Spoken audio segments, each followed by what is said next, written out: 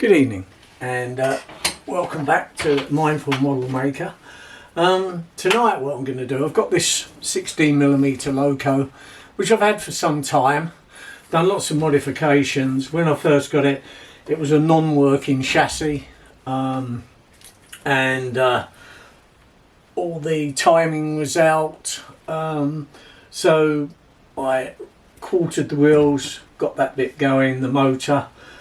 Cogs needed good oiling and various other bits and pieces to get it going, and then I decided to radio control it. I've run it a few times. There are some videos on my channel of it running quite recently. It sustained a little bit of damage when I took it to the last place to run. I don't quite know what happened. It may have got knocked over while I wasn't there, while I was doing something else, so it knocked the two horns that were on the top of the cab off. They were white metal. They didn't seem, because I shortened one of them and it didn't seem to re-glue anymore, so I went on my usual place of buying things, which is eBay, and I purchased these two resin horns to go on. So what I normally like to do, I've already drilled a hole in the roof for the last one, so I will obviously glue them back on. I'll just rough up the surfaces and I will just super glue them on. But what I like to do is have one the normal length.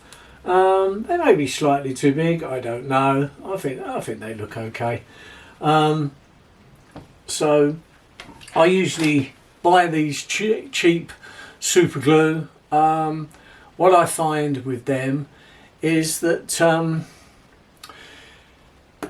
the best thing to do is when you've finished, always give it a tap so the glue goes down, because how super glue works is it kind of sets with the lack of air. So in other words, if there is if you block this right up, it will go hard in the nozzle and consequently the whole lot will go hard. So I just put a little bit on there, a little spot on there, just kind of control it as much as I can, like so. And then when you finish that, just tap it back down. The other thing I do is blow across the top to make it go back down. Right, so we find the place on the roof to fix that. Hold that for a few seconds until it takes up. Looks pretty straight and square to me. If you usually get a good rough up both surfaces. The glue is pretty good. I'm not saying it's 100%, but yeah, I think that will look good. Now with the second horn, I don't like to just stick them side by side, both the same length. So I actually want to shorten that. So what I need to do is to cut that back a little bit. So I find myself a small saw and just chop that off, chop a bit off, just so that if it was a two-tone horn, they need to be different lengths in order to get the two different sounds. So I'll just cut that straight off with that bit there. Looks a bit barbaric, but that's all you need to do. And the good thing is with this, super glue sticks resin very well. So let's go into there a little bit, cut that off there. That's good. Right, then what we do with the saw is just want to cut that back a little bit there. That's it, like so. It gives us a nice area that we can I just use this sandpaper really, don't really need a file, it does file off very easily with sandpaper. So this is the back piece, if you can see that okay, of the horn, which will go on the roof next to that one. So I'll just get that a little bit flatter, like so. It's quite a quick fix, this one. It's only a little short video tonight. I'll show you in a moment some other little bits and pieces that will be coming up very shortly. I belong to a model railway club, and at this model railway club I've only been there, I've only been a member, even though I've been doing model railways, I don't know, from a very early age, probably 15, 16, kind of semi-serious with an actual layout starting to build. But I've never actually joined a club.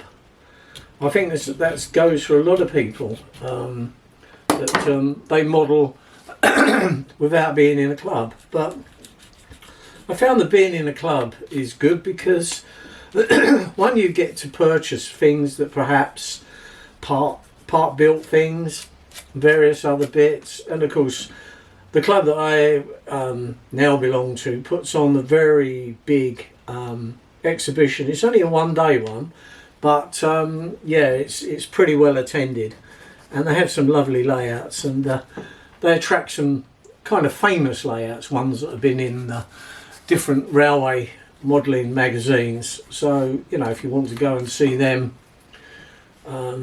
in the flesh, so to speak, then it's a good place to go to see that. Right, we've got that on there like so. We just need to flatten that off a little bit more. That's it. So it's good sometimes just to sit down for half an hour. I've just finished work and I thought, right, I'll come and do a little bit of modelling. What's a little quick job that I can do? So that's it. I've got loads of very long jobs to do because I've got lots of projects, mainly for the channel, but everything I do for the channel that I show you on the channel is also stuff that I would have done for myself anyway.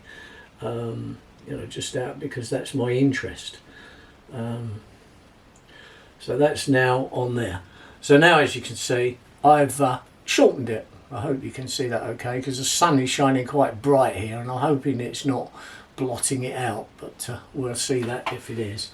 Right, so that's now on, and all we need to do now is just rough up the base a little bit.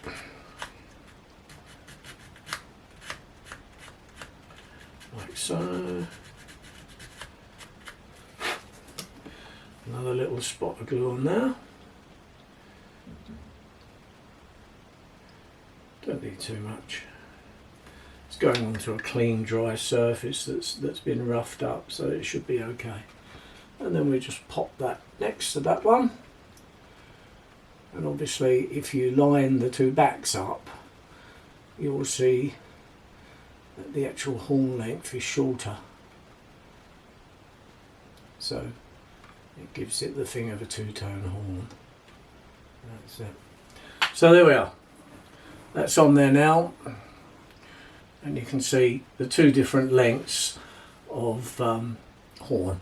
So once they've set, which they look pretty good now, I can then paint them, and let's put the two-tone horn back. They're quite big, but I'm not really too fussed. It is a lovely little model. I've detailed inside the cab and one or two other bits and pieces. It's got some controls inside, and it runs lovely.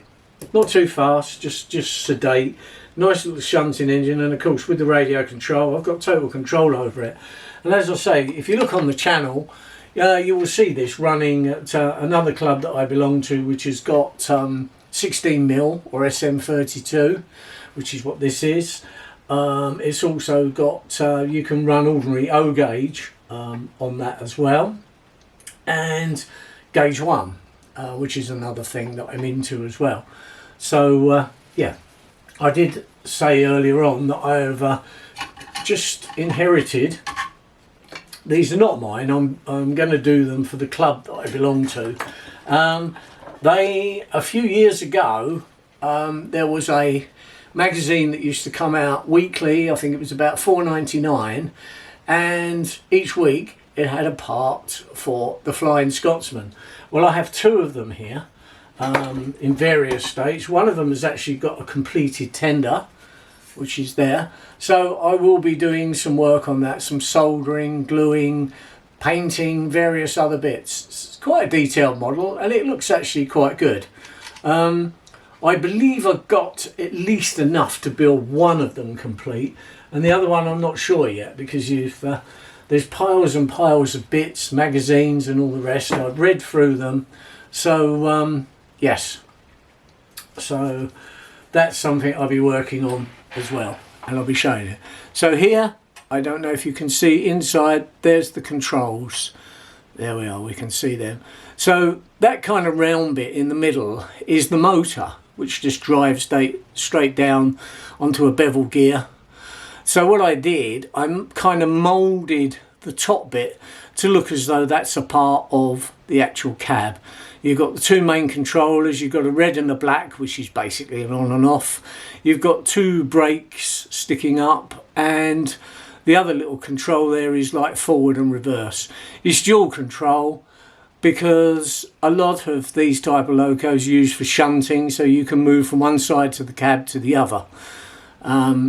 How I did the dials, which was quite interesting, I have some resin that you can use for jewellery making. So what I did, I got a piece of plastic card, I cut the 4 holes in, I printed off some dials and reduced them down, glued them on the back, and then I put the resin, squirted the resin gently in. It's one that sets with one of those little heat lamps that you put over the top, ultraviolet, and that's it, and that made the dials.